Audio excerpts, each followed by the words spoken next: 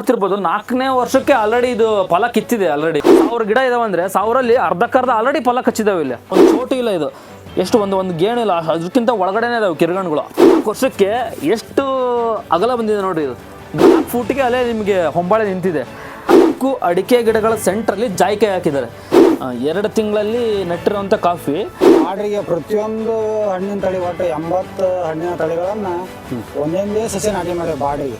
ನಾವು ಫಸ್ಟಿಂದ ಸುಭಾಷ್ ಪಾಳೇಕರ್ ಪುಸ್ತಕ ಓದ್ತಾ ಇದ್ವಿ. ಆಮೇಲೆ ಕಡೆಗೆ ಕಾಡು ಸಿದ್ದೇಶ್ವರ ಅಜ್ಜರದ ವಿಡಿಯೋಗಳು ಭಾಳ ನೋಡ್ತಿದ್ದೆ. ಇವಾಗ ಈ ಬರೀ ಅಡಿಕೆ ಬೆಳೆಯೋ ರೈತರಿಗೆ ನಿಮ್ಮ ಕಡೆಯಿಂದ ಏನು ಹೇಳೋಕೆ ಇಷ್ಟಪಡ್ತಾರೆ? ರೈತರು ರಸಗೊಬ್ಬರ ಹಾಕೋದು, ಅಲ್ಲೆಲ್ಲ ಹೊಲ ಹೊಡೆಯೋದು, ಆಮೇಲೆ ಕಡೆ ಸ್ಪ್ರೇ ಮಾಡೋದು ಇದು ಅವಶ್ಯ ಇಲ್ಲ ಅಂತ ನಾನು ಅನಿಸಿದೆ. ಜೀವಾಮೃತ ಗೋಕೃಪಾಮೃತ ನಮಗೆ ಕೊಡೋಕೆ ಭಾಳ ಈಜಿ ಆಗತ್ತೆ. ಈಗ ಟ್ರಂಚ್ ಇಲ್ಲ ಅಂದ್ರೆ ಅದು ಒಂದೇ ಲೆವೆಲ್ ಹಸಿ ಆರ್ಲಂಗ ಈಗ ಗಿಡ ನೆಳ್ಳಾದಂಗೆ ಭೂಮಿ ತೇವಾಂಶ ಯಾವಾಗಲೂ ಇರ್ತದೆ. ಹೊಡೆದಷ್ಟು ನಮಗೆ ನೀರಿನ ಮಾಯ್ಶ್ಚರ್ ನೀರು ಕೇಳ್ತದೆ. ಹೊಲ ಹೊಡ್ಲಂಗನ ಅದಷ್ಟು ನಾವು ಪೀಕ್ ತಗೊಂಡ್ರೆ ಇನ್ನೂ ಭಾಳ ಚಲೋ. ಮರಳಿ ಮಣ್ಣಿಗೆ ಯೂಟ್ಯೂಬ್ ಚಾನಲ್ಗೆ ಸ್ವಾಗತ. ನಾನು ನಿಮ್ಮ ಸಂತೋಷ್. ಇವತ್ತು ಒಂದು ಅದ್ಭುತವಾದ ತೋಟನ ತೋರ್ಸೋಕ್ಕೋಸ್ಕರ ನಾನು ಈ ವಿಡಿಯೋ ಮಾಡ್ತಾ ಇದ್ದೀನಿ. ಐ ಥಿಂಕ್ ನನ್ನ ಸಬ್ಸ್ಕ್ರೈಬರ್ಸ್ ಯಾರು ನನ್ನ ಮುಖ ಪರಿಚಯ ಮಾಡ್ಕೊಂಡಿಲ್ಲ ಅನಿಸುತ್ತೆ. ಇವತ್ತೇ ನಾನು ಫಸ್ಟ್ ಟೈಮ್ ಈ ಥರ ಫೇಸ್ ಟು ಫೇಸ್ ನಿಂತ್ಕೊಂಡು ಮಾತಾಡ್ತಾ ಇರೋದು. ಇವತ್ತು ನಮ್ಮ ಊರಿನ ಸಮೀಪ ಒಂದು ಹಳ್ಳಿಗೆ ಬಂದಿದ್ದೀನಿ. ಅದು ಯಾರು, ಏನು, ಯಾವ ಊರಿದು ಪ್ರತಿಯೊಂದು ಸಹಿತ ಈ ವಿಡಿಯೋದಲ್ಲಿ ಇನ್ ಡೀಟೇಲಾಗಿ ತಿಳ್ಕೊಳ್ಳೋಣ. ಪ್ರತಿಯೊಬ್ಬರು ಯಾರ್ಯಾರು ಈ ವಿಡಿಯೋ ನೋಡ್ತಿದ್ದಾರೆ ಕೊನೆವರೆಗೂ ನೋಡಿರಿ. ಕೊನೆವರೆಗೂ ನೋಡಿದರೆ ನೀವು ಖುಷಿಯಿಂದ ಹೋಗ್ತೀರ. ಯಾಕಂದರೆ ಒಂದು ನಾನಾ ವಿಚಾರಗಳನ್ನು ನೀವು ತಿಳ್ಕೊಂಡ್ಬಿಟ್ಟೆ ಹೋಗೋದು. ಅದಕ್ಕೋಸ್ಕರ ಈ ವಿಡಿಯೋನ ಮಾಡ್ತಾ ಇರೋದು. ಬನ್ನಿ, ಒಬ್ಬರು ತೋಟಕ್ಕೆ ಬಂದಿದ್ವಿ. ಅವ್ರು ಯಾರು, ಅವರ ಪರಿಚಯನ ಮಾಡ್ಕೊಳ್ಳೋಣ. ಯಾವ ಊರು, ಅವರ ಹೆಸರೇನೋ, ಅವ್ರು ಏನು ಮಾಡ್ಕೊತಿದ್ದಾರೆ, ಅವರ ವೃತ್ತಿಪರವಾಗಿ ಮೊದಲಿಂದ ಏನು ಮಾಡ್ಕೊಂಡ್ಬಂದಿದ್ದಾರೆ, ಇಲ್ಲೆಲ್ಲ ಏನೇನೆಲ್ಲ ಹಚ್ಚಿದ್ದಾರೆ, ಪ್ರತಿಯೊಂದು ವಿಷಯನ ಅವ್ರ ರೈತರಿಂದ ತಿಳ್ಕೊಳ್ಳೋಣ. ಸರ್ ನಮಸ್ಕಾರ. ನಮಸ್ಕಾರ ಸರ್.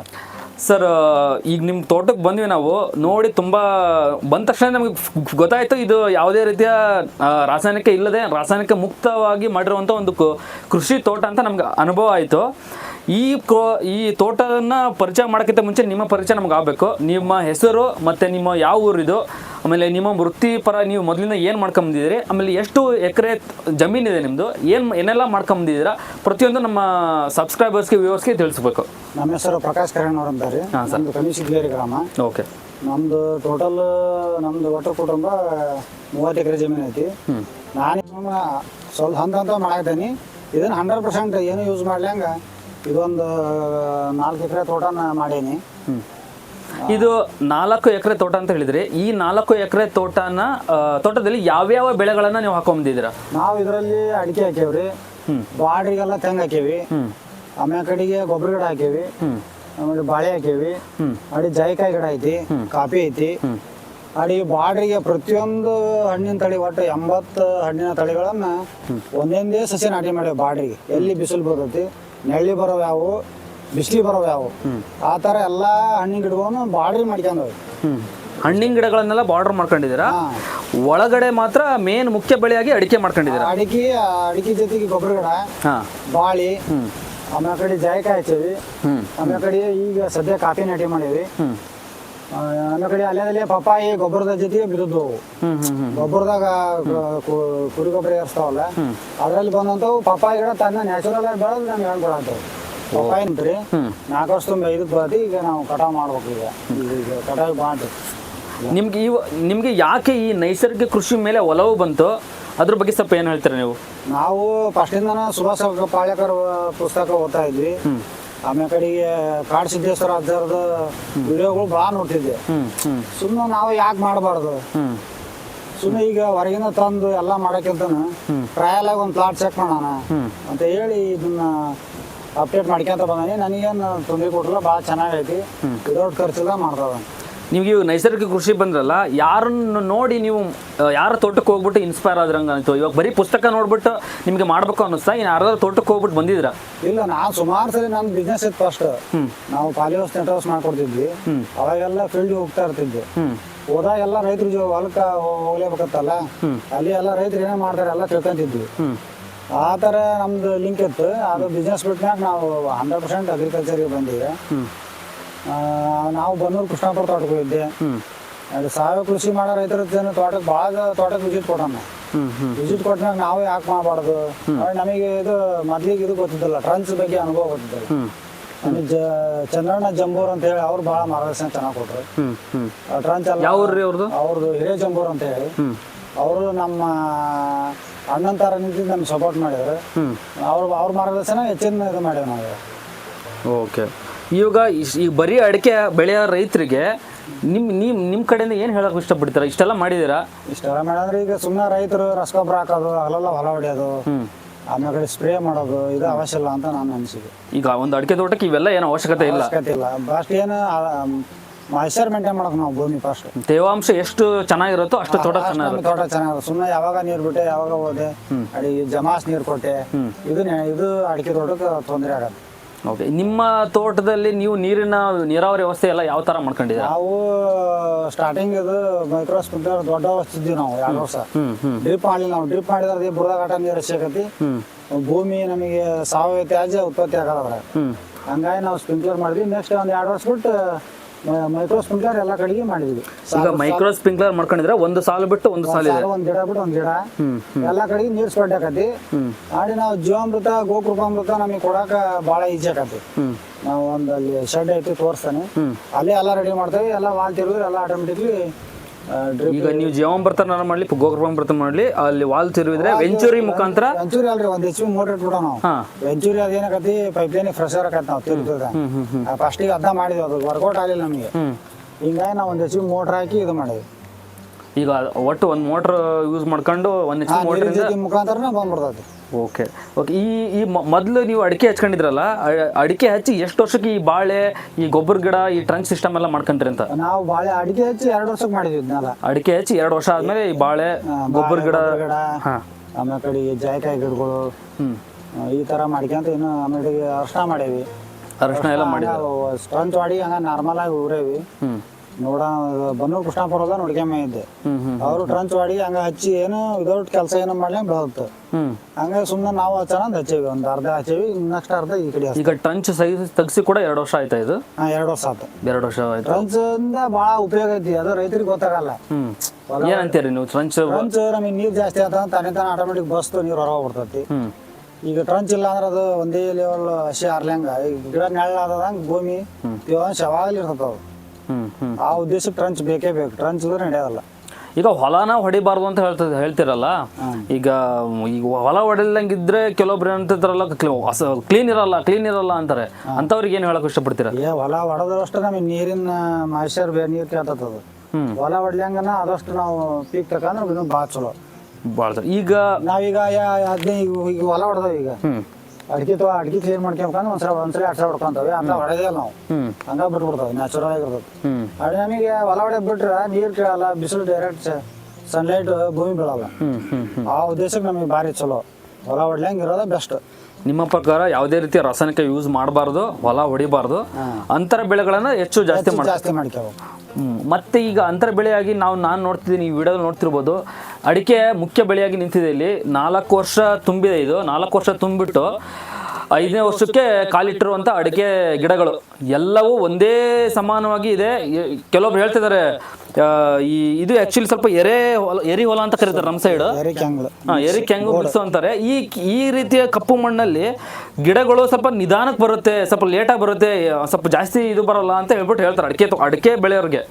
ಬಟ್ ಇಲ್ಲಿ ನೋಡ್ತಿರ್ಬೋದು 4ನೇ ವರ್ಷಕ್ಕೆ ಆಲ್ರೆಡಿ ಇದು ಫಲ ಕಿತ್ತಿದೆ. ಆಲ್ರೆಡಿ ಇದು ಬರೀ ಒಂದು ಗಿಡ ತೋರಿಸ್ಬಿಟ್ಟು ನಾವು ಮಾತಾಡ್ತಾ ಇಲ್ಲ. ಇಲ್ಲಿ ನೋಡ್ತಿರ್ಬೋದು ಎಷ್ಟೋ ಗಿಡಗಳು ಆಲ್ರೆಡಿ ಫಲ ಬಿಟ್ಟಿದ್ದಾವೆ.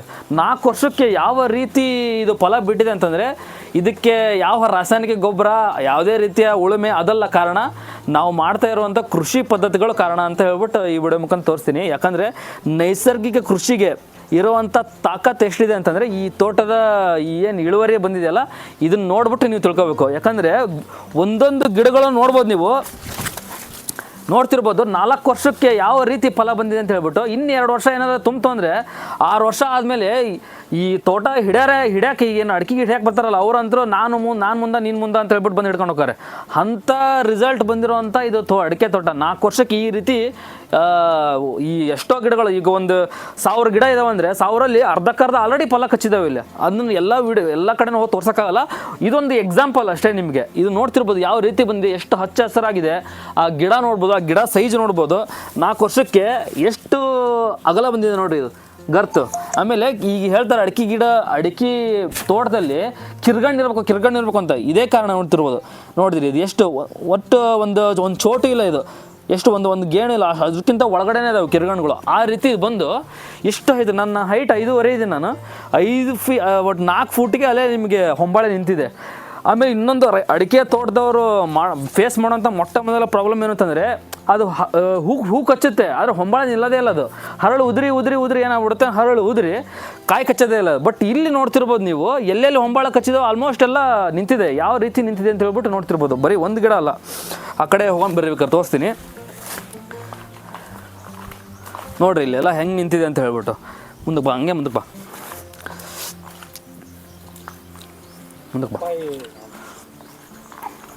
ನೋಡ್ರಿ ಇವ್ರ ತೋಟದಲ್ಲಿ ಬರೀ ಅಡಿಕೆ ಗಿಡ ಅಲ್ಲ, ಪಪ್ಪಾಯಿ ಹಾಕಿದ್ದಾರೆ. ಪಪ್ಪಾಯಿ ಯಾವ ರೀತಿ ಬಂದಿದೆ ಅಂತ ಹೇಳ್ಬಿಟ್ಟು ನೋಡ್ಬೋದು. ಪಪ್ಪಾಯಿ ಗಿಡ.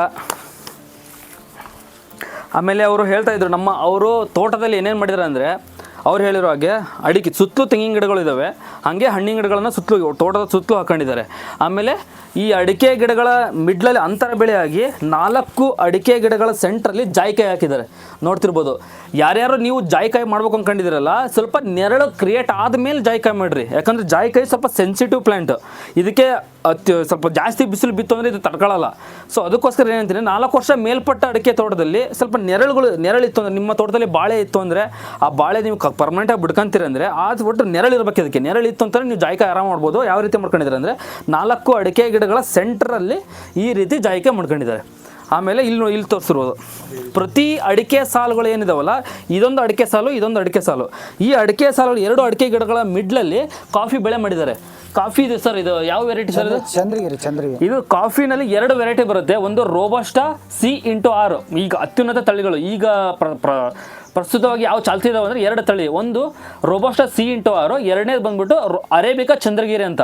ಈ ವೆರೈಟಿ ಬಂದ್ಬಿಟ್ಟು ಅರೇಬಿಕಾ ಚಂದ್ರಗಿರಿ ಅಂತ ಹೇಳ್ಬಿಟ್ಟು ಅವ್ರು ಮಾಡ್ಕೊಂಡಿರೋದು. ಆಮೇಲೆ ನಾನು ಇದ್ರ ಕಾಫಿ ಬಗ್ಗೆ ಕೇಳ್ಬೇಕಂತಿದ್ದೆ ಸರ್, ಈ ಕಡೆ ಸ್ವಲ್ಪ ಕವರ್ ಮಾಡು. ಯಾಕೆ ಸರ್ ನೀವು ಅರೇಬಿಕಾ ಚಂದ್ರಗಿರಿನ ಚೂಸ್ ಮಾಡಿದ್ರಿ ಅಂತ? ಅಂದ್ರೆ ಅದಕ್ಕೆ ಇದು ಹೈಟ್ ಬೆಳೆಯಲ್ಲ. ಹಾಂ, ಮೀಡಿಯಮ್ ಒಂದು 3 ಅಡಿ 4 ಅಡಿ ವರ್ಷ ಅಷ್ಟೇ ಬೆಳಿತೈತಿ. ಅದು ಇನ್ನೊಂದು ವೆರೈಟಿ ಆದ್ರೆ ಭಾಳ C/6 ಭಾಳ ದಟ್ಟವಾಗಿ ಬೆಳಿತೈತಿ. ನಾವು 4ವರೆಗೆ ಒಂದು ಗಿಡ ಕುಂದಿಸೋದ್ರಿಂದ ನಮಗೆ ಅದು ಭಾಳ ಓಡಾಡಕ್ಕೆ ಜಾಗ ಮುಂದೆ ಸರ್ಟೇಜ್ ಆಗತ್ತೆ ನಮ್ಮ ದೇಶಕ್ಕೆ. ಆಮೇಲೆ ಇಳುವರಿನೂ ಚೆನ್ನಾಗೈತಿ, ರೋಗ ನಿರೋಧಕ ಶಕ್ತಿನೂ ಐತಿ ಅಂತ ಹೇಳಿ ನಾವು ಚಿತ್ರದುರ್ಗಕ್ಕೆ ಒಂದು ಕಾರ್ಯಕ್ರಮಕ್ಕೆ ಹೋಗಿದ್ವಿ. ಅಲ್ಲಿ ಮಾಹಿತಿ ಹೇಳಿದ್ರಿ ಈ ತಳಿ ಬಗ್ಗೆ. ಹಂಗಾಗಿ ಅದ ಬೀಜ ತರಿಸಿ ನಾವ ಸಸಿ ಬೆಳೆಸಿ ನಾವ ಪ್ಲಾಂಟ್ ಮಾಡೀವಿ. ಹೌದು. ಈಗ ಹೇಳ್ತಾರೆ ಬಯಲು ಸೀಮೆಯಲ್ಲಿ ಕಾಫಿ ಬರೋದೇ ಇಲ್ಲ ಅಂತ ಹೇಳ್ಬಿಟ್ಟು, ಅಂಥವ್ರಿಗೆ ಏನು ಹೇಳ್ತೀರಿ ಸರ್ ನೀವು? ನಮ್ಮಲ್ಲಿ ನಾನು ಟ್ರಯಲ್ ಫಸ್ಟ್ 80 ಗಿಡ ಹಚ್ಚಿದ್ದೆ, ವಿದೌಟ್ ಏನು ಮೇಂಟೆನೆನ್ಸ್ ಮಾಡಿದ್ದಲ್ಲ ಅದಕ್ಕೆ. ಒಂದು 30 ಗಿಡ ಉದುದು, ಕಳೆ ಆಗಲಿ ಇನ್ನಿಡೋದಾಗಲಿ ಅದನ್ನೇನು ಸುಮ್ಮನೆ ನ್ಯಾಚುರಲ್ ಅಡಿಗೆ ಏನು ಮಾಡ್ತೀವಿ ಅಷ್ಟು ಮಾಡಿ ಕೈ ಬಿಟ್ಟಿದ್ವಿ. ಜಾಸ್ತಿ ಏನು ಮೇಂಟೆನೆನ್ಸ್ ಮಾಡಿಲ್ಲ ನಾವು. ಆ ಉದ್ದೇಶಕ್ಕೆ ಅದು ನೋಡಿದ್ವಿ, ಅದ್ರಾಗ ಭಾಳ ಚೆನ್ನಾಗಿ ನಮಗೆ ಫಸಲು ಬಂದತಿ. ಈಗ ಬಂದ್ರಿಂದ ಈಗ ಹಚ್ಚೇವಿ. ಈ ಮುಂದೆ ಈಗ ಅಡಿಕೆ ಏನಾಗತ್ತೆ ಅನ್ನೋ ಗೊತ್ತಿಲ್ಲ, ಎಲ್ಲ ಕ್ರಾಪ್ ಇರಲಿ. ಅಡಿಕೆ ಅಕಸ್ಮಾತ್ ಕೈ ಕೊಟ್ಟರು ಸಹಿತ ಅಂತರ ಬೆಳೆಗಳು ನಿಮ್ ಕೈ ಹಿಡಿಬೇಕು ಅನ್ನೋ ಉದ್ದೇಶಕ್ಕೆ ನೀವು ಈ ಕಾಫಿನ ಅಂತರ ಬೆಳೆಯಾಗಿ 2 ಅಡಿಕೆ ಮಿಡ್ಲ್ ಹಾಕೊಂಡಿದ್ರ. ನಿಮ್ದು ಇನ್ನೊಂದ್ ಕಡೆ 70 ಗಿಡ ಟ್ರಯಲ್ ನೋಡಿದಿರ ಅದನ್ನ, ಅದು ಫಲ ಬಂದಿದೆ. ಎಷ್ಟು ವರ್ಷಕ್ಕೆ ಫಲ ಬಂತು ಸರ್? ಅದು 2 ವರ್ಷಕ್ಕೆ ಬಂತ್ರಿ. ಅದು ಫಸ್ಟ್ನೇ ವರ್ಷ ಉದುರ್ತು, 3ನೇ ವರ್ಷ ಚೆನ್ನಾಗಿ ಬಂತು. 3ನೇ ವರ್ಷಕ್ಕೆ ಚೆನ್ನಾಗಿ ಬಂತು, ಚೆನ್ನಾಗಿ ಕಾಯಿ ಸೆಟ್ ಆಗೈತಿ. ಇನ್ನೂ ಫ್ರೂನಿಂಗ್ ಮಾಡಿಲ್ಲ, ನಾವು ಏನು ಮಾಡಿಲ್ಲ ಅದನ್ನ. ಭಾಳ ಹೈಟು ಬೆಳೆಯಲ್ಲ ಅದು. ಆ ಉದ್ದೇಶಕ್ಕೆ ಸೆಲೆಕ್ಟ್ ಮಾಡಿದ್ವಿ. ಚೆನ್ನಾಗೈತಿ, ಮಾಡ್ಬೋದು. ನಮ್ಮಲ್ಲಿ ಎಲ್ಲ ಬೆಳಿತೈತಿ. ನಮ್ದು ಹರೇ ಇದ್ದಾಗ ಮಳೆನೂ ಜಾಸ್ತಿ ಆಗಲ್ಲ, ಮಳೆನೂ ಹೆಚ್ಚಾಗಲ್ಲ.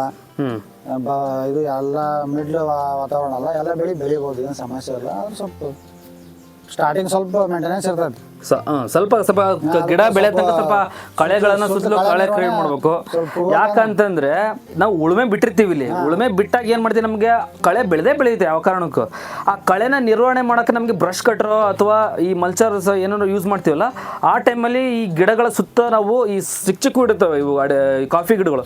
ಆ ಕಾಫಿ ಗಿಡ ಸ್ವಲ್ಪ ಒಂದು 2-3 ಫೀಟ್ ಹೈಟ್ ಬೆಳೆಯೋ ತನಕ ನಮ್ಗೆ ಸಣ್ಣ ಪುಟ್ಟ ಮೇಂಟೆನೆನ್ಸ್ ಇದ್ದೇ ಇರುತ್ತೆ. ಅದ್ರ ಸುತ್ತಲೂ ಬೆಳೀತಾರಂತ ಕಳೆಗಳನ್ನ ನಾವು ಸ್ವಲ್ಪ ನಿರ್ವಹಣೆ ಮಾಡಿದ್ದೆ ಆದ್ರೆ, ಕುಡುಗಲ್ ತಗೊಂಡು ಅವ್ರು ಹೇಳೋದಂಗೆ ಕುಡುಗಲ್ ತಗೊಂಡು ಸ್ವಲ್ಪ ಸುತ್ತಲೂ ಬಿಡಿಸ್ಬಿಟ್ರೆ ಸಾಕು, ನಡೀತೈತೆ, ಮೇಂಟೈನ್ ಮಾಡ್ಕೋಬಹುದು. ಯಾಕಂದ್ರೆ ಬ್ರಷ್ ಕಟ್ರ್ ಹೊಡಿಬೇಕಾದ್ರೆ ಮಾತ್ರ ನಾವಾರ ಹೊಡಿಲಿ, ಇಲ್ಲ ಕುಲ್ಲರ್ ಹತ್ರ ಕೊಟ್ಟು ಹೊಡಿಸಿರ್ತೀವಲ್ಲ, ಅವ್ರಿಗೆ ಕಾಣ್ಬೇಕು ಗಿಡ. ಅದು ಇಲ್ಲಿ ಒಂದು ಗಿಡ ಹಚ್ಚಾರಪ್ಪ ಹೊಡಿಬಾರ್ದು ಅಂತ ಹೇಳಿ ಅಷ್ಟು ನಾವು ಮೇಂಟೈನ್ ಮಾಡಿದ್ದೆ. ಅದರಿಂದ ಆರಾಮಾಗಿ ನಾವು ಇದನ್ನ ಕಾಫಿನ ಬೆಳ್ಕೋಬಹುದು. ಆಮೇಲೆ ಇಲ್ಲ ಬರೀ ಕಾಫಿ ಸ್ವಲ್ಪ ಜೂಮ್ ಮಾಡಿ ನೋಡು ಸರ್. ಇದು ಯಾವಾಗ ನೆಟ್ಟಿದ್ದು ಸರ್ ಕಾಫಿ? ಇದು ಇದು 2 ತಿಂಗಳಾತ್ರಿ ನೆಟ್ಟದು. 2 ತಿಂಗಳಲ್ಲಿ ನೆಟ್ಟಿರೋಂಥ ಕಾಫಿ. ಅವರು ಏನು ಹೇಳ್ತಿದ್ದಾರೆ ಅಂತಂದರೆ, ಈಗ ಕೆಲವೊಬ್ಬರು ಈಗ ನಮ್ಮದು ಇದು ಯಾವ ಊರು ಅಂತ ಹೇಳ್ಬಿಟ್ಟು ನಾನು ಸ್ಟಾರ್ಟಿಂಗ್ ಹೇಳಕ್ಕೆ ಹೋಗಲಿಲ್ಲ. ಇದು ಹಾವೇರಿ ಜಿಲ್ಲೆ ರಟ್ಟಿಹಳ್ಳಿ ತಾಲೂಕಿನ ಕಣಿವಿ ಸಿದ್ಗೇರಿ ಅಂತ ಹೇಳುವ ಒಂದು ಗ್ರಾಮ. ಓಕೆನಾ? ಇನ್ನೊಂದ್ಸರಿ ಹೇಳ್ತೀನಿ, ಈ ನಮ್ಮದು ಹಾವೇರಿ ಭಾಗದಲ್ಲಿ ಈ ರೀತಿ ತೋಟ ಸಿಗೋದು ಭಾಳ ವಿರಳ. ಇದು ಈ ಥರ ಹುಡ್ಕಾಡ್ಬೇಕು ಅಂದರೆ ಭಾರಿ ಕಷ್ಟ ನಮಗೆ. ಅಂಥದ್ರಲ್ಲಿ ಈ ರೀತಿ ಒಂದು ಅದ್ಭುತವಾದ ತೋಟ ಮಾಡಿದ್ದಾರೆ. ಅದರಲ್ಲಿ ಇಷ್ಟೊಂದು ಅಂತರ ಬೆಳೆಗಳು. ಇದಿನ್ನೂ 2-3 ವರ್ಷ ಬಿಟ್ಬಿಟ್ರೆ ಕಾಫಿ ಗಿಡನೂ ಬೆಳ್ಕೊಂಡು ಪ್ರತಿಯೊಂದು ಈ ಜಾಯಿಕಾಯಿ ಪ್ರತಿಯೊಂದು ಸಹಿತ ಫಲಕ್ಕೆ ಬಂದಾಗ ಅದು ನೋಡೋಕ್ಕೆ ಅದು ಚಂದ. ಅದು ಆ ಥರ ಒಂದು ಅದ್ಭುತವಾಗಿ ತೋಟ ರೆಡಿ ಆಗ್ತಾ ಇದೆ. ಆಮೇಲೆ ನಾನು ಇನ್ನೊಂದು ಕೇಳೋದು ಬಿಟ್ಟೆ, ಈ ಕಾಫಿ ಗಿಡಗಳು ಕೆಲವೊಬ್ರು ಈಗ ನಾವು ಮಾಡ್ಬೇಕ್ರಿ ಕಾಫಿ ಅಡಿಕೆ ತೋಟದಲ್ಲಿ ಅಂತ ಹೇಳ್ತಾರೆ. ಬಟ್ ಅವರಿಗೆ ಮಾಹಿತಿ ಇರಲ್ಲ, ಹೆಂಗೆ ತರಬೇಕು, ಎಲ್ಲಿಂದ ತರಬೇಕು ಅಂತ ಹೇಳ್ಬಿಟ್ಟು. ಈಗ ಅವ್ರು ಹೇಳಿದ್ದು ಕಾಫಿನಲ್ಲಿ 2 ವೆರೈಟಿ ಇತ್ತು, ನಾವು ಇದನ್ನು ಚೂಸ್ ಮಾಡಿದ್ವಿ. ಏನಕ್ಕೆ ಅಂತಂದರೆ ಇದು ಹೈಟ್ ಜಾಸ್ತಿ ಬೆಳೆಯಲ್ಲ, ನಮಗೆ ಸ್ವಲ್ಪ ನಿರ್ವಹಣೆ ಕಡಿಮೆ ಇರುತ್ತೆ. ರೋಬಸ್ಟ C/R ಆದರೆ ಸ್ವಲ್ಪ ಜಾಸ್ತಿ